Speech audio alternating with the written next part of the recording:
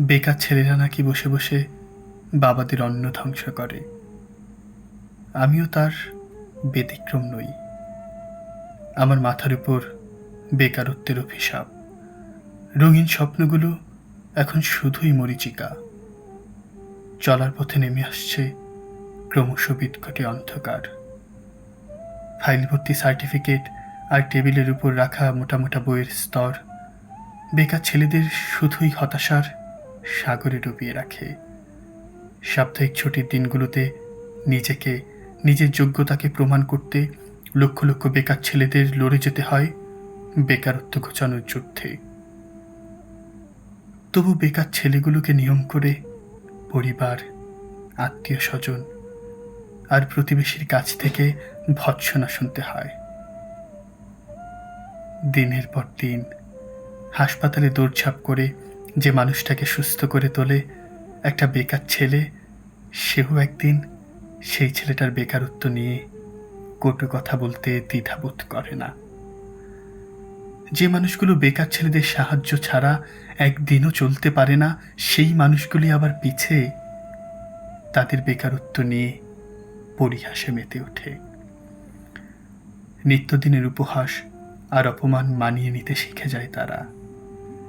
সেজন্যই হয়তো বেকার ছেলেদের আত্মসম্মান বোধ থাকে নিম্ন স্তরে।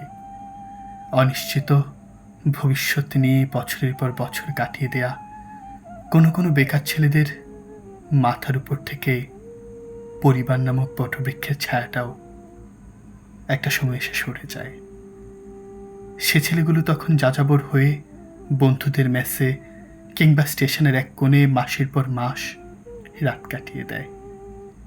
টিউশনের ১,৫০০ টাকা দিয়ে অনাহারে আর অর্থহারে চলতে থাকে তাদের জীবন। তবু বেকার ছেলেদের পিঠে হাত বুলিয়ে কেউ অনুপ্রাণিত করতে আসে না।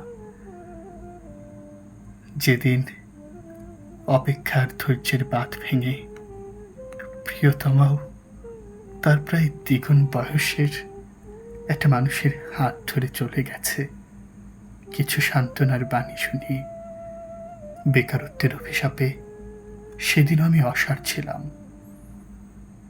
একদিন প্রতিটা ছেলেরই বেকারত্ব ঘুচে যাবে।